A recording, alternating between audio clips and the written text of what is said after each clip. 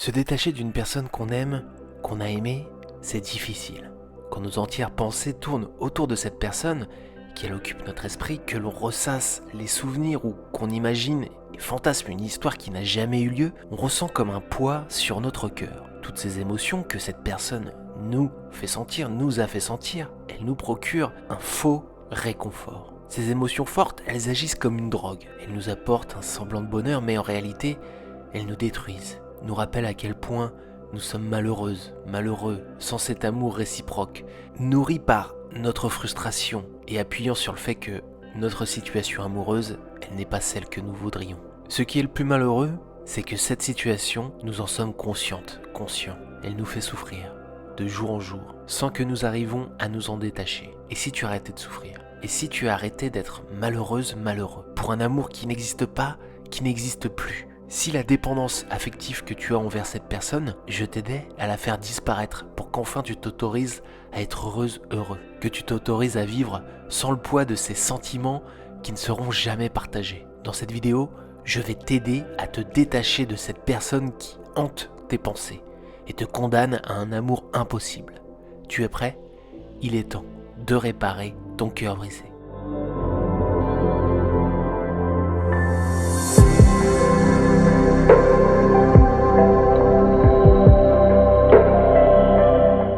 Avant de te présenter la méthode, je veux te faire comprendre une chose. Cette chose, il faut que tu la visualises et que tu l'acceptes. Cette situation, ce n'est la faute de personne. Ne te reproche pas d'avoir eu des sentiments envers cette personne et ne reproche pas à cette personne non plus d'avoir fait naître en toi une dépendance affective. Ce n'est pas cette personne qui te fait du mal actuellement, c'est l'attachement que tu as pour elle. Car l'attachement, c'est malheureusement cette peur irrationnelle de ne pas pouvoir retrouver quelqu'un de pareil. La logique n'existe pas. Il faut bien comprendre que l'attachement, c'est toute ta valeur émotionnelle que tu as projetée dans une personne. Et alors tu pensais que cette personne, qui devait être idéale pour toi, aurait automatiquement cette même valeur émotionnelle pour toi, mais ce n'est pas le cas. Et tu te retrouves dans une précarité à aimer sans être aimé en retour. Alors, cette valeur émotionnelle, il va falloir que tu arrêtes de la donner sans rien recevoir en retour. Il va falloir que tu trouves d'autres sources où tu vas pouvoir donner ton amour, et c'est là que je vais t'aider. Accepte que tu ne combats personne, si ce n'est l'attachement lui-même. Une fois que tu as compris ça, la méthode est la suivante. Il va falloir que tu penses à ton bonheur avant tout.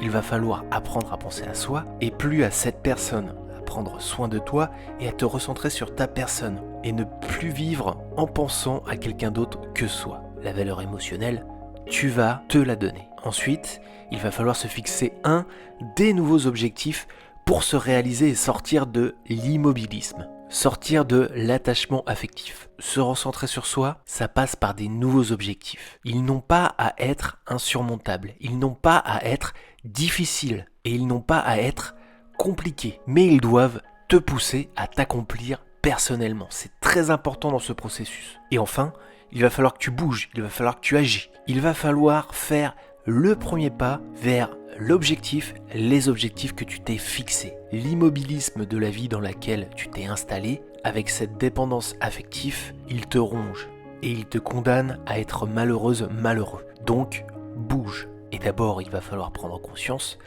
ça va être ton bonheur au premier plan. Ça commence donc par le deuil de cette relation. Tant que tu n'as pas fait le deuil, ça ne fonctionnera pas. Même si une part de toi y croit et que tu te dis qu'un jour ça pourrait le faire, aujourd'hui ce n'est pas le cas. Et se projeter dans un futur incertain n'apporte rien de bon. Pour l'heure, tu dois tirer un trait sur ces pensées que tu as pour cette personne. Elle ne peut plus être le centre de tes préoccupations. Elle ne peut plus être le centre de tes émotions. Mais comment faire cela? Eh bien, la première étape, ça va être de te conditionné à la remplacer par une autre personne beaucoup plus importante. Une personne que tu as négligée, que tu as laissé souffrir ces derniers temps. Et tu la connais cette personne. Il s'agit de toi. La seule personne qui compte désormais, c'est toi et toi seul. Tes préoccupations sont désormais tes envies, tes projets, ton bonheur. Pour te recentrer, il faut maintenant que tu te fixes une nouvelle règle à appliquer en permanence. Bannis de ta vie tout ce qui ne te rend pas heureux ou faussement heureux. L'attachement, et l'amour réciproque, ce n'est pas la même chose. Aujourd'hui, ton attachement à cette personne, ce sont des chaînes qui te rendent esclave de tes sentiments. Libère-toi. Et il y a des petits trucs qui pourront t'aider. D'abord, arrête de vivre dans le passé. Excite tous les souvenirs qu'on a avec cette personne. Si tu as des photos d'elle, supprime-les. Des anciens messages, supprime-les. Des musiques qui te font penser à lui, à elle, supprime-les. Puis, on arrête aussi de vivre avec son image. On coupe les ponts le plus possible. Plus de contact, on la supprime des réseaux sociaux. On évite d'aller en soirée où se trouve cette personne. Et enfin, on arrête de vivre cette relation dans notre imagination. C'est peut-être la partie la plus dure, car notre esprit voudra toujours s'évader et imaginer cette relation. Pour lui éviter tout échappatoire, il faut vivre dans le présent et son présent à soi. À chaque fois qu'une pensée parasite sur cette personne apparaît, il va falloir que tu te recentres. Je suis là, je fais cela, c'est ma vie et maintenant je vis pour moi maintenant le moment présent et pas le moment de quelqu'un d'autre, pas la vie de quelqu'un d'autre, pas les pensées de quelqu'un d'autre. Je suis bien là, ancré à ma réalité. Maintenant, pour ne pas replonger, pour ne plus replonger, reculer et souffrir à nouveau, pour s'ancrer dans le présent et se concentrer sur toi, il va falloir se donner un ou plusieurs nouveaux objectifs. Il va falloir que tu t'accomplisses personnellement pour te libérer de cette peine de cœur. Besoin d'objectifs. Ce qui te fait du mal dans cet attachement, c'est que tu as dû projeter ton futur aux côtés de cette personne. Oublie celui-ci. Par contre, ton futur, il existe toujours. Et ça serait une erreur de tirer un trait dessus, tout ça parce qu'il ne se réalisera pas avec cette personne. Ce futur, il est bien là, il est bien présent. Et c'est ton futur à partager avec personne d'autre. Donc il va falloir être plus concentré sur ce que tu vas devenir dans ce futur et pas sur qui sera avec toi. Il va falloir absolument te trouver un ou des objectifs de vie au lieu d'être dépendant à la vie de quelqu'un d'autre. Cet objectif ou ces objectifs vont être tes phares dans la nuit noire. Ils vont te donner le courage et l'envie de passer à autre chose. Ces nouveaux objectifs, c'est la porte d'entrée sur cette nouvelle vie. Ton futur existe toujours et tu en es la seule actrice, le seul acteur. Mais il y a une règle concernant ces nouveaux objectifs. Ils doivent t'apporter quelque chose de concret, faire de toi une meilleure version de toi-même.